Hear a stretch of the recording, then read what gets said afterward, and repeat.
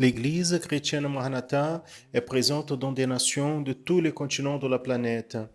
Des églises des pays dans les trois Amériques, Europe, Afrique, Asie et Océanie, connectées par la même doctrine, par la direction du Saint-Esprit de Dieu et unies par la parole vivante.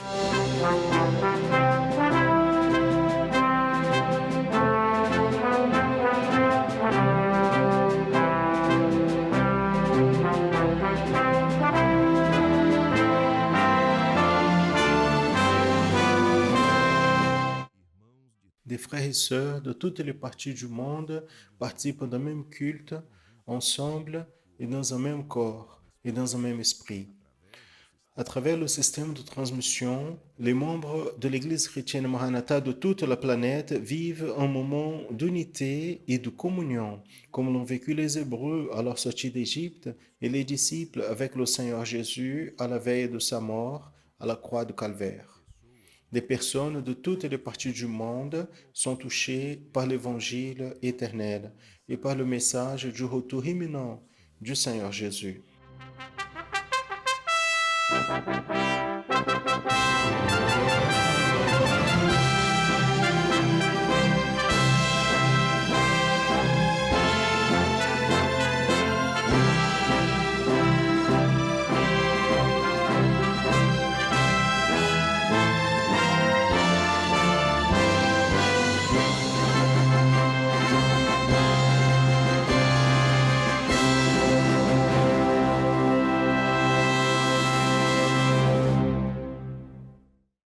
Je salue à tous dans la paix du Seigneur Jésus. Nous commençons le programme de l'Église chrétienne Maranatha en annonçant l'Évangile éternel. Et je veux saluer particulièrement vous qui assistez à ce programme. Et ce programme est fait spécialement pour vous et pour toute votre famille. Et vous allez voir cela le long de notre programmation d'aujourd'hui. Blé et livré. Certainement, vous avez déjà entendu cette expression, qui est d'ailleurs cette expression biblique, qui parle de deux types de plantes de la famille des graminées et qui peuvent grandir ensemble. Elles se ressemblent beaucoup, mais il y a des différences fondamentales entre elles par rapport aux fruits. Le Seigneur Jésus a utilisé cette expression quand il a proposé la parabole du blé et du livret. Et enseigné de cette comparaison ce qui est le royaume des cieux. Aujourd'hui, dans le volet Leçons du Manaïm, vous allez comprendre le contenu prophétique contenu dans cette parabole et comment nous apprenons à nous positionner avec les enseignements du Seigneur Jésus lui-même. Dans le volet accessibilité, le docteur Maria Amine nous parlera comment traiter avec les enfants avec le problème d'attention et hyperactivité. Dans le volet Parfaite Longe, le professeur Jeanne Zumak va donner continuité à l'enseignement encore en abordant l'exemple du bon musicien David. Et dans l'étude pour les enfants intermédiaires et adolescents, la professeure Andrea Canal va nous parler de la posture de définition de Josué. Assistez maintenant au volet Leçon du Manaïm.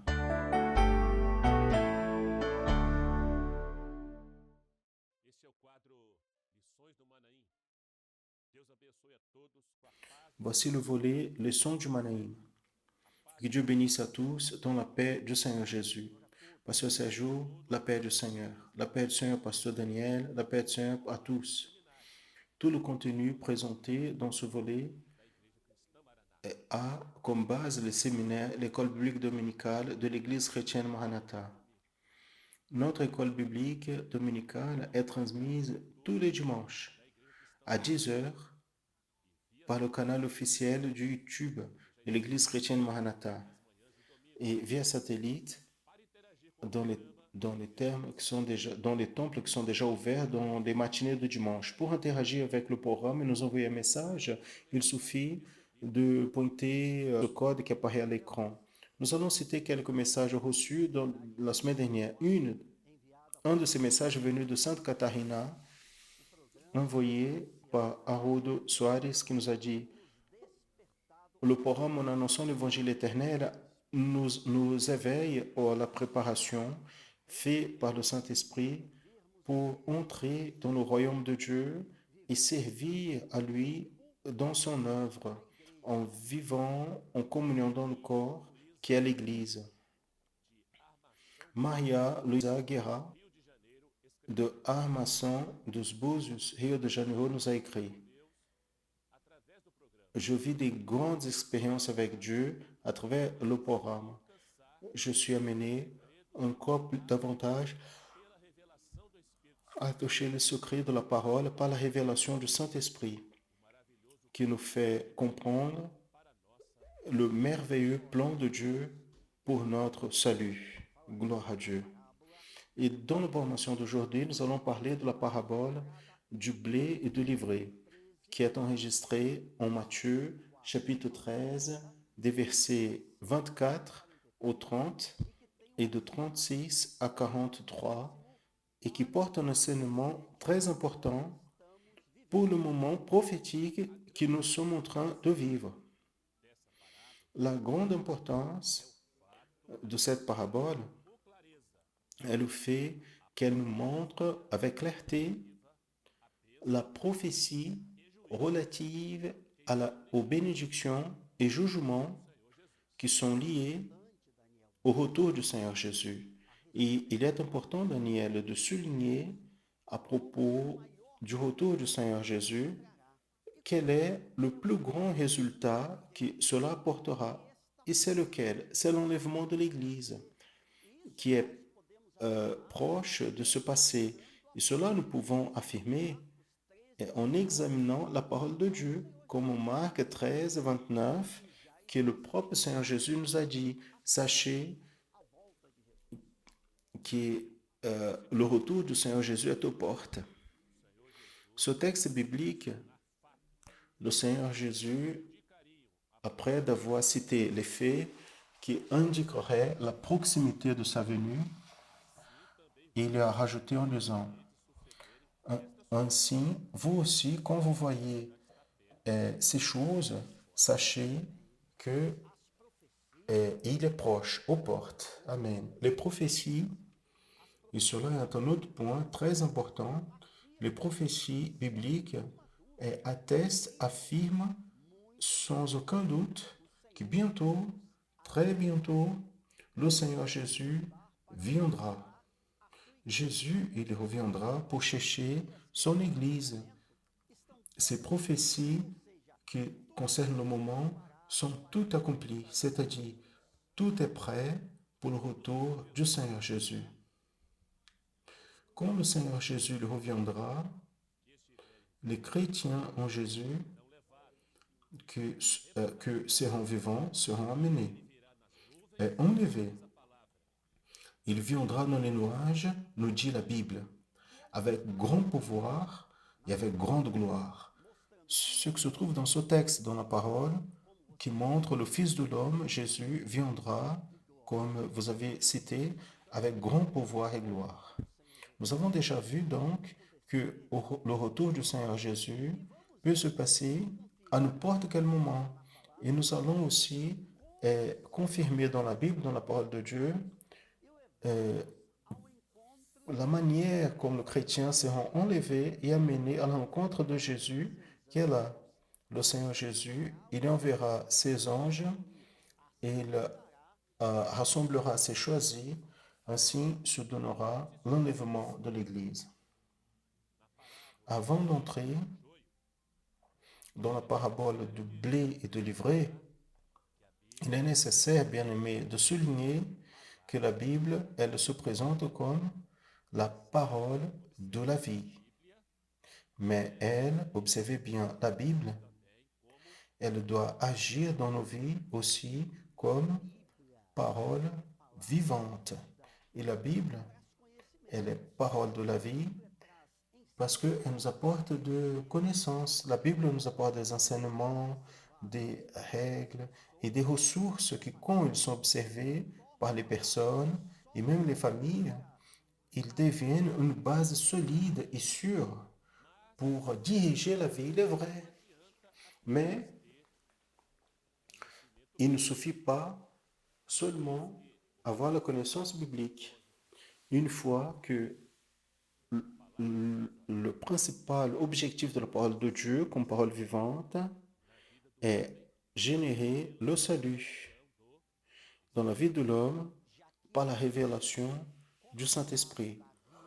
Une fois que la Bible, comme parole de la vie, nous pointe le chemin, mais il ne suffit pas savoir qui est ou où se trouve le chemin. Nous savons que le chemin est le Seigneur Jésus, mais il est nécessaire marcher en lui, ce qui est touché par la révélation du Saint-Esprit. Et ce texte est très clair du prophète Ésaïe, Daniel. Voici le chemin, marchez en lui. On peut même être arrêté, lui, si l'homme veut, parce qu'il est libre. Mais l'orientation, c'est marcher. L'injection, pour recevoir, on doit être dans le chemin, en train de marcher. Tout dans le salut est dynamique. Amen. Si en plus de connaître le chemin, nous aussi, nous marchons et nous vivons en lui, là, la parole de la vie devient parole vivante dans nos cœurs. Une fois que c'est la parole vivante qui engendre la communion avec le Saint-Esprit. C'est la parole vivante qui nous apporte le salut en Jésus et le droit à la vie éternelle. Pour cela, bien-aimés, il est fondamental, il est essentiel de marcher dans le chemin.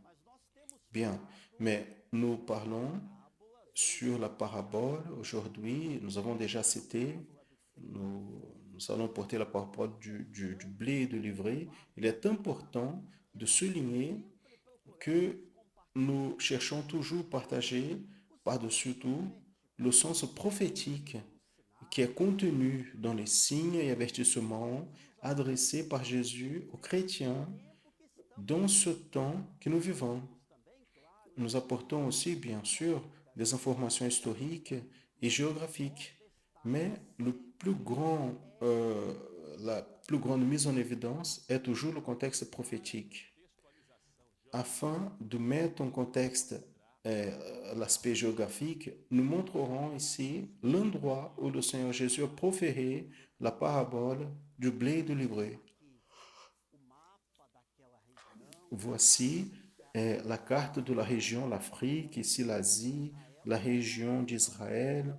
Ça, c'est la division des provinces de l'époque, n'est-ce pas, Daniel?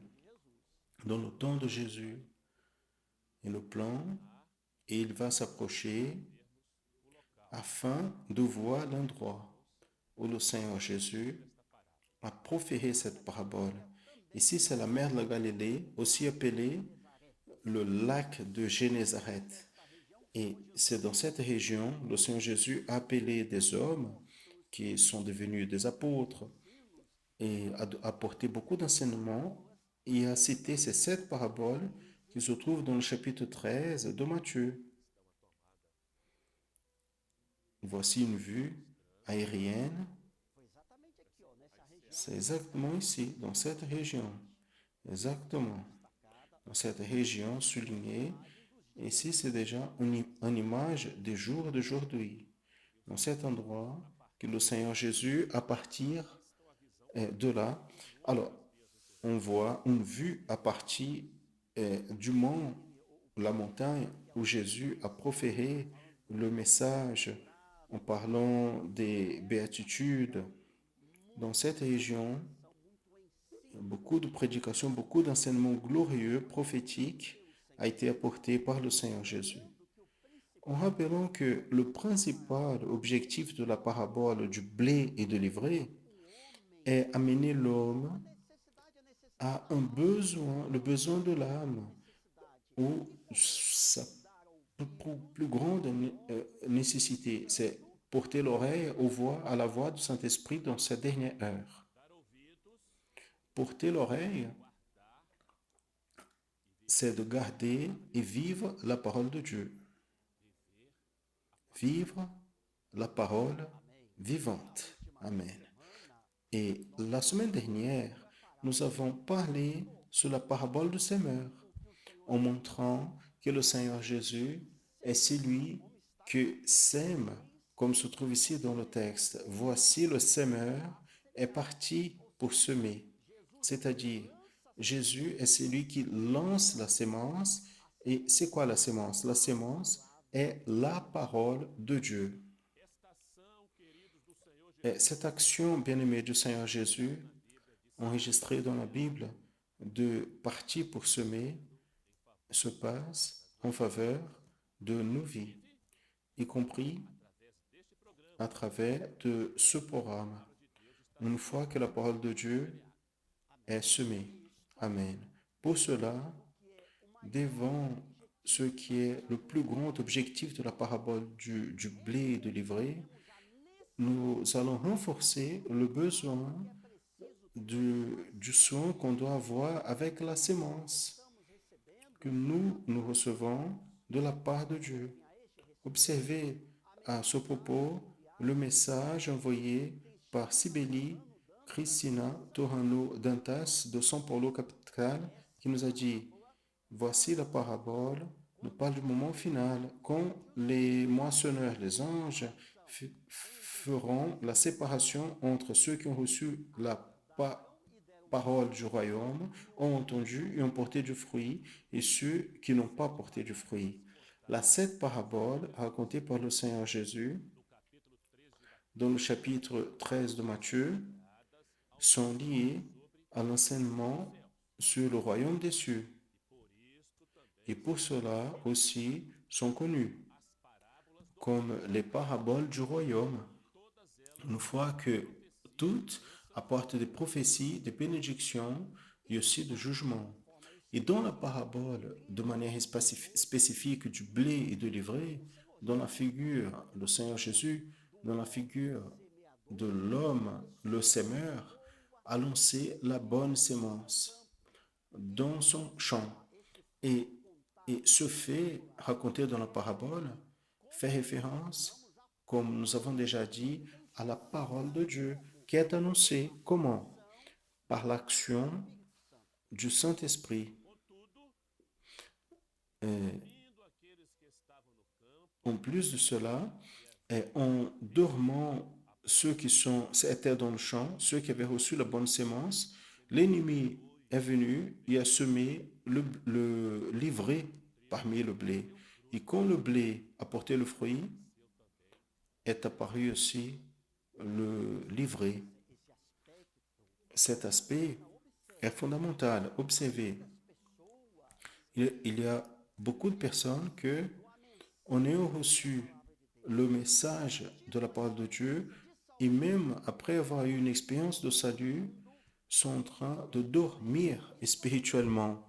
Et, et sur cela, il y a un avertissement dans le commentaire qui a été envoyé par Genicio Bispo de Salvador Bahia, qui nous a dit: le moment est de vigilance. Les chrétiens fidèles sont avec leur cœur affermis dans la doctrine, en entendant, vivant et en ne pas laissant la bonne sémence être contaminée. Pendant que quelqu'un dorme, quelques-uns dorment, et il relâche la surveillance, relâche son engagement avec Dieu. Donc l'ennemi vient, il sème la sémence du livret au milieu du blé. Et nous voyons ici une illustration, une figure. Ça, c'est une plantation de blé.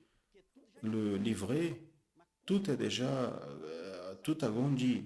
Mais quand on commence, quand la sémence est lancée, le livret, il grandit et on ne peut pas l'apercevoir. Il est il ressemble beaucoup. Mais quand donc les deux grandissent, il est possible d'identifier l'un et l'autre. Donc l'agriculteur, il vient et enlève le livret au moment de la moisson.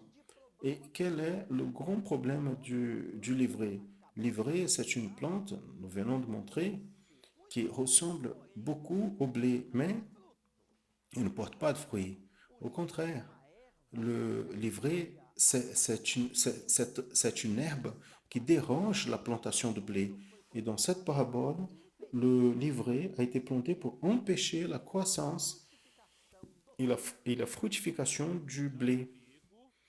Le blé, euh, à la fois, c'est une plante qui porte du fruit et à travers lui, des aliments importants sont produits. Un type prophétique de la parole de Dieu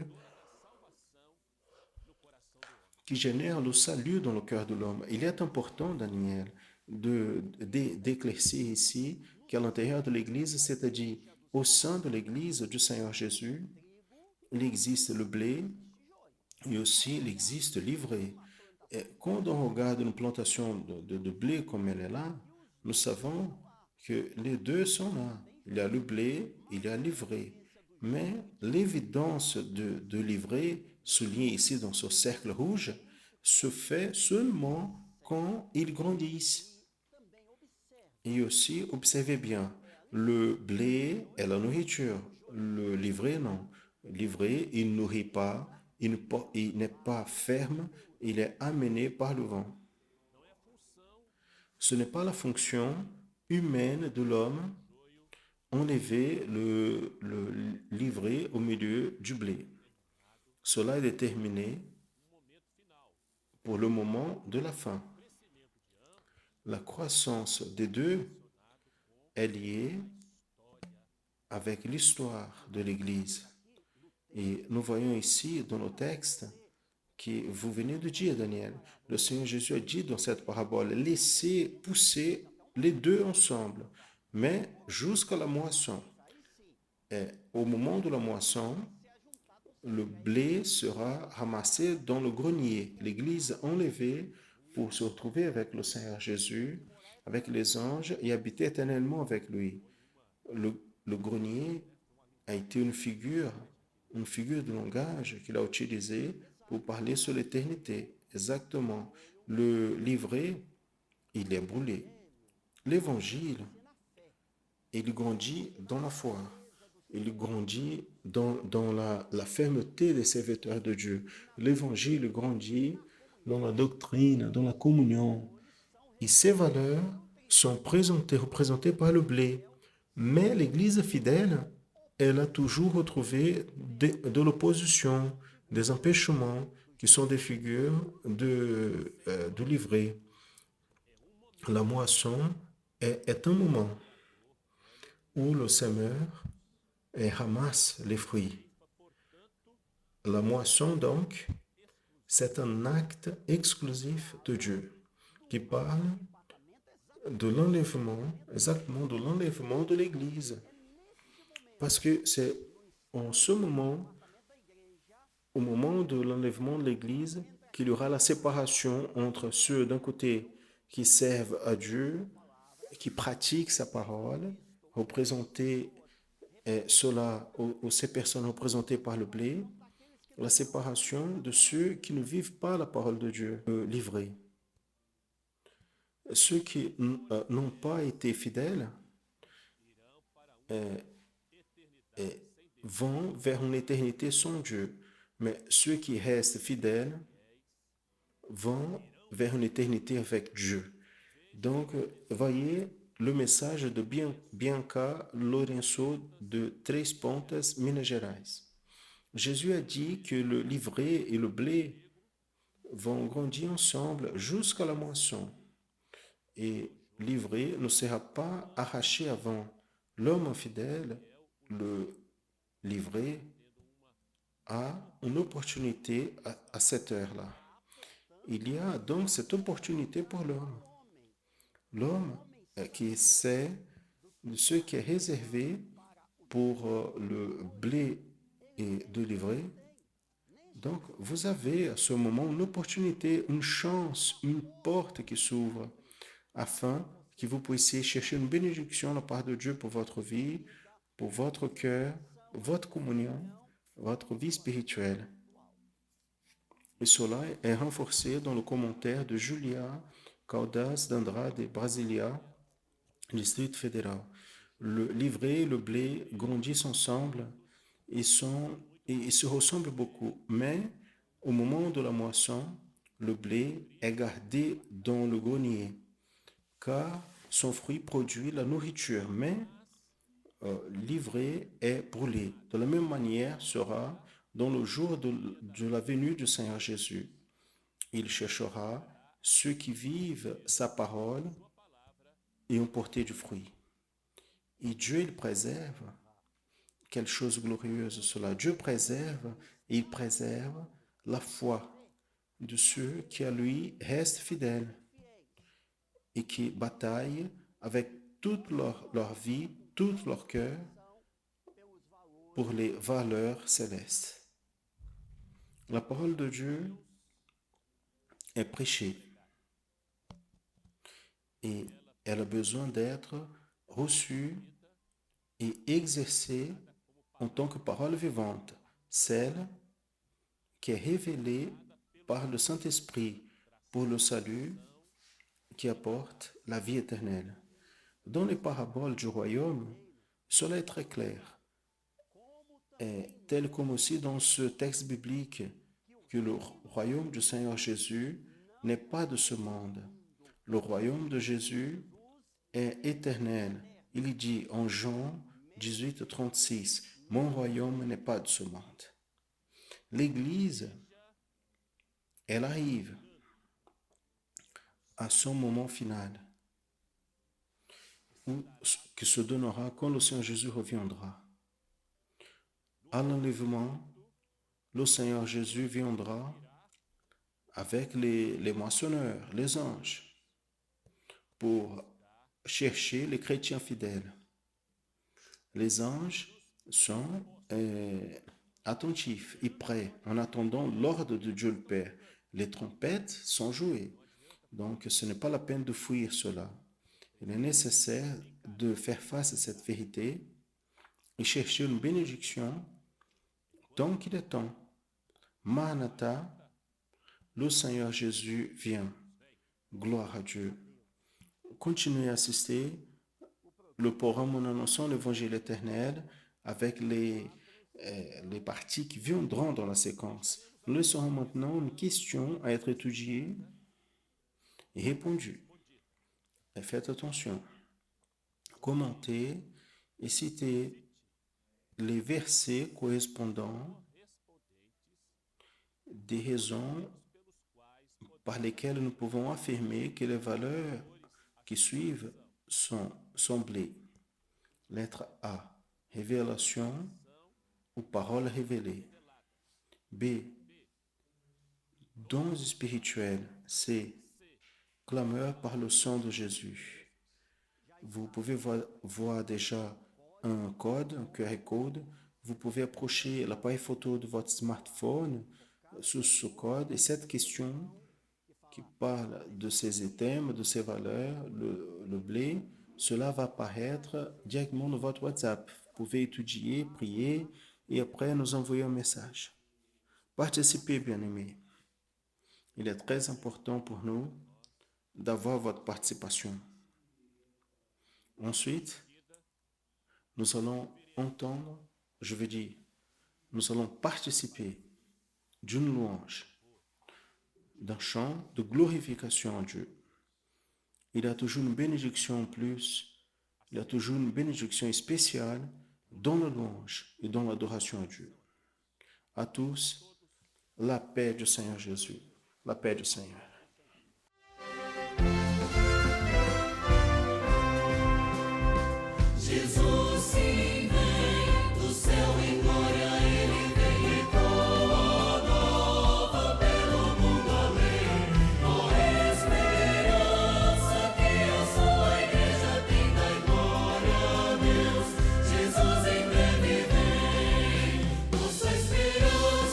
Sua vinda, o reino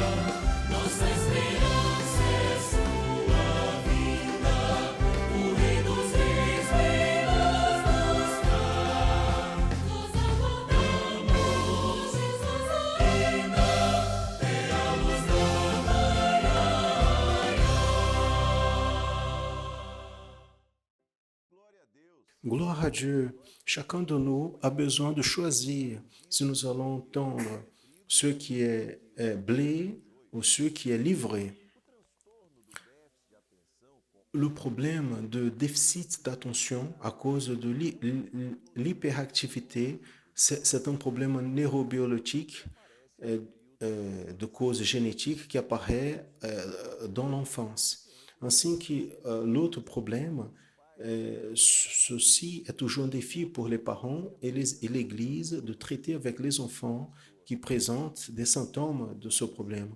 Aujourd'hui, dans le volet accessibilité, la docteure Mahina Amin va nous parler un peu plus sur cela et comment l'aider avec ce problème, traiter avec ce problème. La paix du Seigneur, mes frères.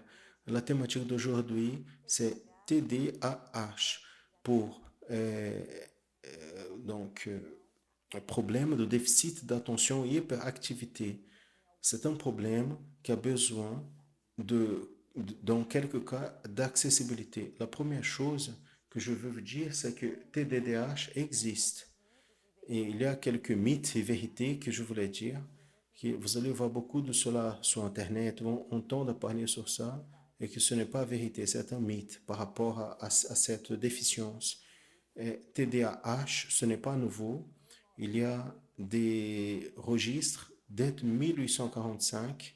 Il est clair que le nom a changé le long des années, mais la description clinique, c'est le même le long de toutes ces années. Ce n'est pas une conséquence de la vie actuelle. Donc en 1845, le mode de vie était très différent de la vie actuelle. Ce n'est pas une invention de l'industrie pharmaceutique et ce n'est pas manque de limites des parents.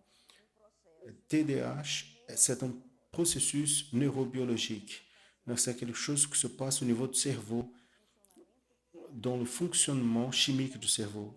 Donc, c'est un problème neurobiologique de forte influence génétique et il est défini par les symptômes des attentions, hyperactivité. Ce n'est pas seulement cela. Il existe toute une dysfonction des émotions qui accompagne ce problème.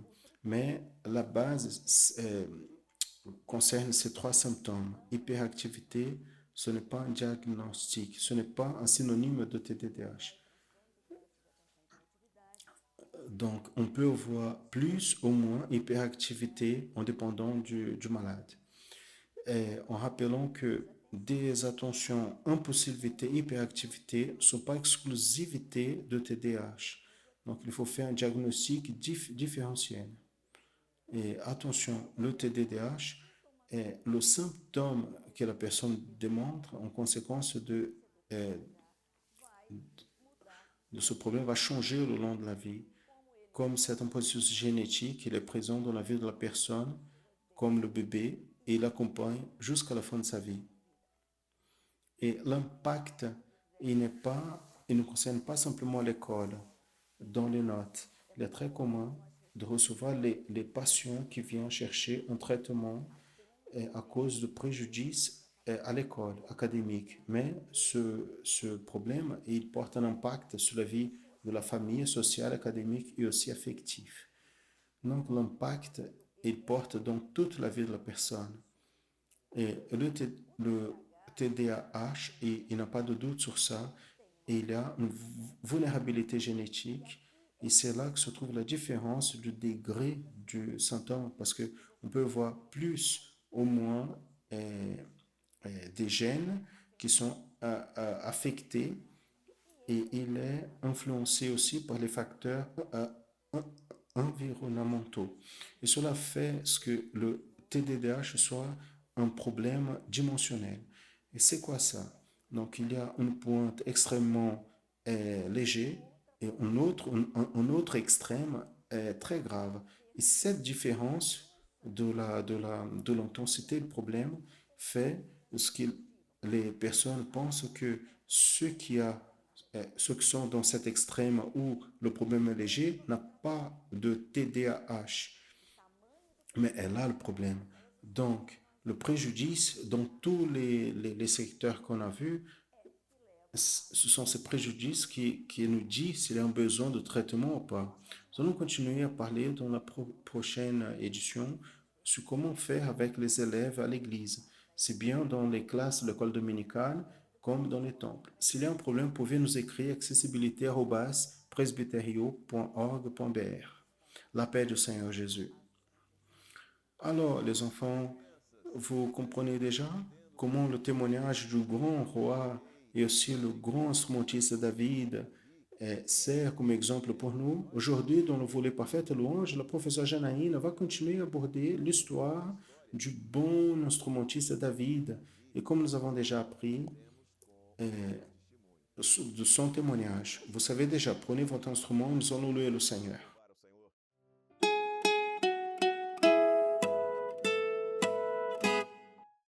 Bonjour les enfants intermédiaires et adolescents, la paix du Seigneur Jésus. Nous avons eu une semaine bénie et nous sommes déjà de retour ensemble pour une étude de plus. Gloire à Jésus. Nous allons voir les participations. Voici Alice, elle a 5 ans, de Miraí, Minas Gerais.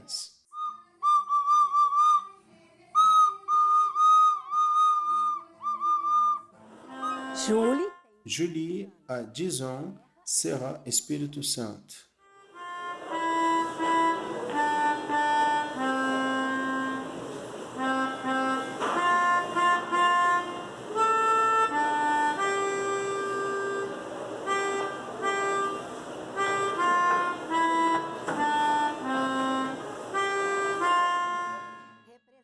Voici qui représente les classes de l'église Vila dos Montes, Governador Valadares, Minas Gerais.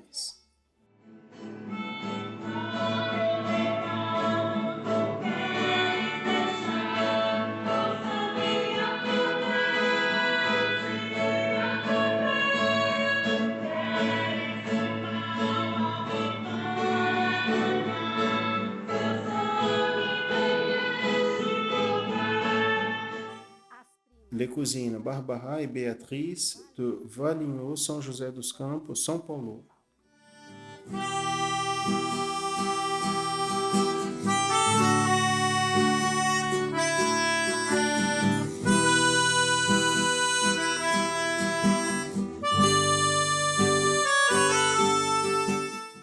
Alléluia. Nous apprenons à être un bon instrumentiste comme le serviteur et roi David. Dans l'étude précédente, nous avons parlé de quelques-unes de ses qualités. Nous avons fini en disant qu'il était aussi très courageux. Donc, nous avons dit qu'il y a des louanges avec des différents rythmes. Est-ce que dans la partition, il y a un signe qui montre cela? Oui, il existe. Nous allons voir. Dans toutes nos partitions, ici, dans le petit coin, sera représentée la marche. Et cette marche de la musique, elle est dans un appareil, un instrument qui s'appelle un métronome. Nous allons voir qu'est-ce que c'est. Le métronome est un appareil qui à travers des pulses de durée réguliers, indique une marche musicale. Aujourd'hui, je vous ai apporté le mien afin que vous puissiez voir. Regardez. Ici, au côté de la corde, nous allons ouvrir. Regardez dedans. Ici, la pendule. Quand je mets plus haut, l'ondement est plus léger.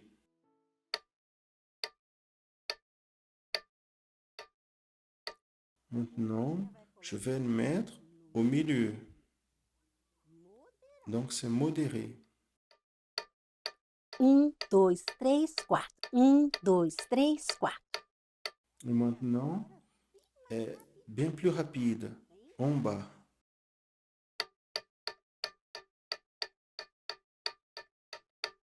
Vous avez vu? Celui-là, c'est le métronome.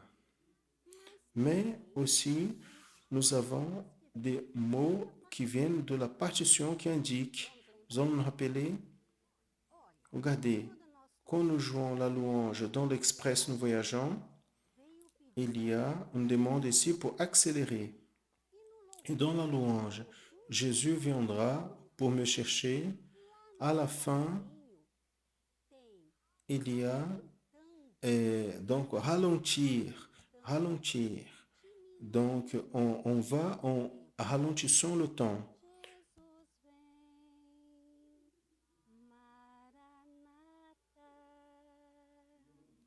Maintenant, nous allons connaître les autres qualités du serviteur et roi David. Un homme de guerre, préparé pour batailler. Dans la guerre, on utilise une arme, n'est-ce pas? Nous aussi, nous avons les armes spirituelles. Et la louange, c'est une puissante arme qui vainc l'adversaire. Donc, habile dans les mots. C'est quoi être habile? Prudent, avoir soin de ce qu'on parle, avoir un bon témoignage, gentille présence. La présence, sa présence était agréable. Il était humble. Il ne se pensait pas, il ne se trouvait pas le meilleur. Il n'était pas vaniteux. Être vaniteux déplaît beaucoup le Seigneur. Et pour finir, le Seigneur est avec lui. Quand le Seigneur est avec nous, nous avons ce qui est de plus précieux. David, il était approuvé et le Seigneur l'a utilisé en jouant son harpe quand l'esprit mauvais venait sur Saül. Ça, c'est l'histoire de la prochaine étude. Amen. Maintenant, nous allons nous rappeler de la louange. J'ai une lampe. Votre instrument est là, à côté de vous. Regardez, le mien, il est déjà là.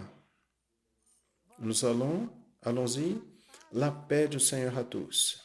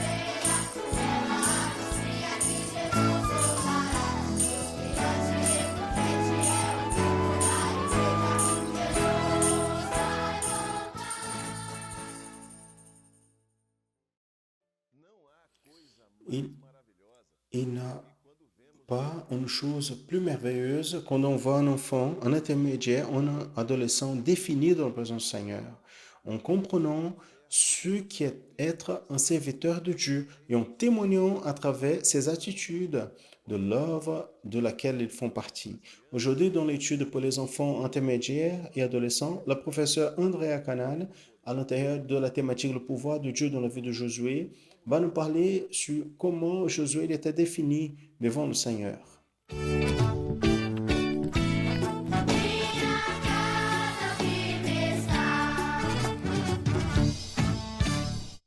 La paix du Seigneur Jésus aux enfants intermédiaires et adolescents et à tous qui nous assistent.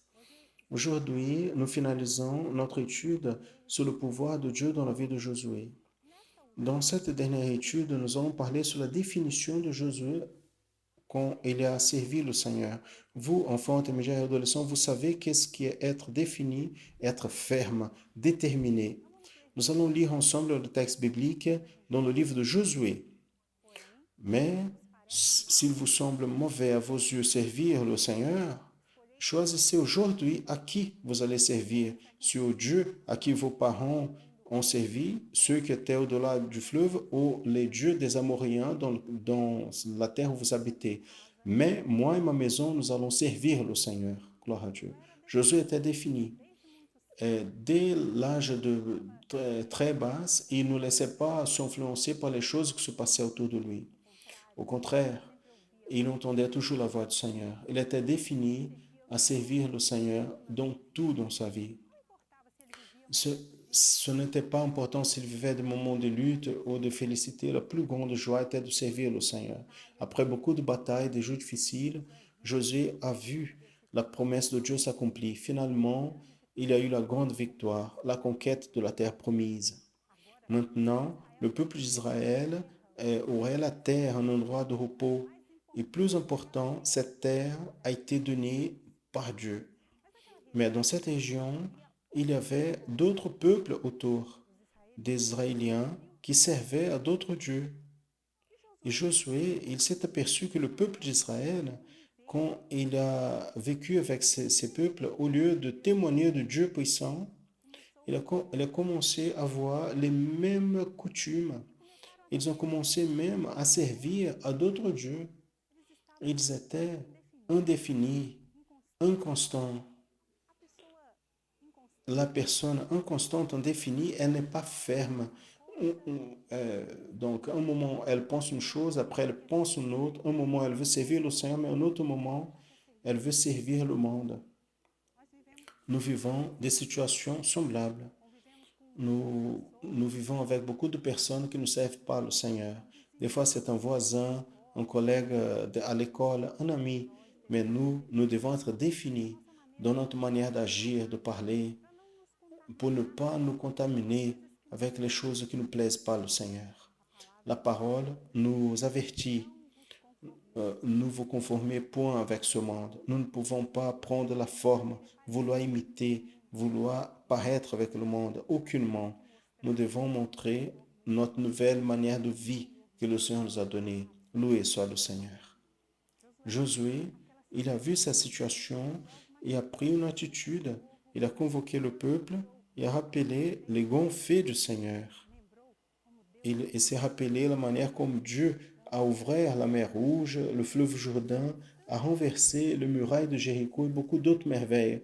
Il a rappelé aussi la manière comme Dieu leur a donné une terre qu'il avait déjà tout. Les villes étaient déjà construites, les vignes et les olives et oliviers étaient déjà plantés, ils portaient des fruits. Le peuple usufruait de tout ce que le Seigneur donnait. Et Josué a dit au peuple, choisissez donc à qui vous allez servir. Si vous allez servir les dieux de cette terre, ce peuple voisin ici, vous devez choisir. Mais moi et ma maison, nous servirons le Seigneur. Loué soit le Seigneur. Josué a été ferme et défini dans sa position et la position de sa famille. Ce n'était pas important si quelqu'un allait abandonner le Seigneur. Lui et sa maison étaient définis à servir à Dieu. Quand le peuple a entendu ces mots, le peuple s'est décidé aussi. Ils ont dit, Josué, nous aussi, nous allons servir le Seigneur notre Dieu et nous obéirons à sa voix. Bien-aimés, nous vivons les derniers jours de l'Église sur cette terre. La Bible dit que dans les derniers jours, l'amour de beaucoup allait se refroidir. Il disait aussi que les personnes seraient indéfinies, inconstantes. Dans le livre d'Apocalypse, il dit, je connais tes œuvres, que tu n'es ni froid ni chaud. Euh, si tu étais chaud ou froid, nous ne pouvons pas être inconstants comme beaucoup le sont maintenant. Nous allons demander à ce que le Saint-Esprit de Dieu habite dans nos cœurs et il donne une expérience à chacun de nous de définition avec le Seigneur. Aujourd'hui, c'est le jour de définition. La parole de Josué pour le peuple a été choisissez aujourd'hui à qui vous allez servir. Aujourd'hui, c'est le maintenant. Nous ne pouvons pas laisser pour après. Aujourd'hui, c'est le jour de concertation avec le Seigneur. Nous allons suivre le conseil de la parole du Seigneur. Chercher le Seigneur pendant qu'on peut le trouver. Invoquez-le pendant qu'il est proche. Enfant, intermédiaire et adolescent, le Seigneur est proche de toi maintenant. Il t'invite pour être un serviteur fidèle et vaillant comme Josué l'a été. Donc nous allons tous ensemble dire au Seigneur, définir que nous voulons le servir pendant tous les jours de notre vie. Nous allons dire au Seigneur avec foi maintenant, comme Josué a dit, Seigneur, moi et ma maison, nous servirons le Seigneur jusqu'au jour du glorieux du Seigneur Jésus. Amen, bien-aimés. La paix du Seigneur Jésus à tous.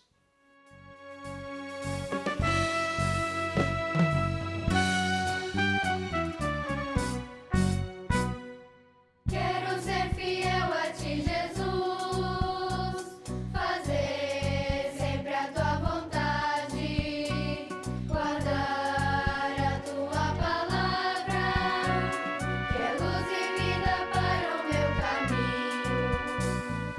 Ser fiel, ser fiel, ser fiel até o fim.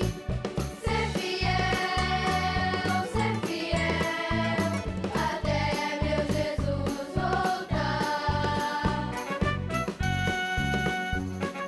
Quero andar na tua luz, Senhor, só assim estou seguro. Quero proclamar em alta voz: Jesus ressuscitou ao terceiro dia, está vivo e reina em meu viver. Ser fiel, ser fiel, ser fiel até o fim. Ser fiel, até meu Jesus voltar. Jesus está vivo, reina em meu viver, e em breve voltará. Je vais vous poser une question maintenant. Vous avez déjà interagi avec le programme Nous sommes l'Évangile éternel.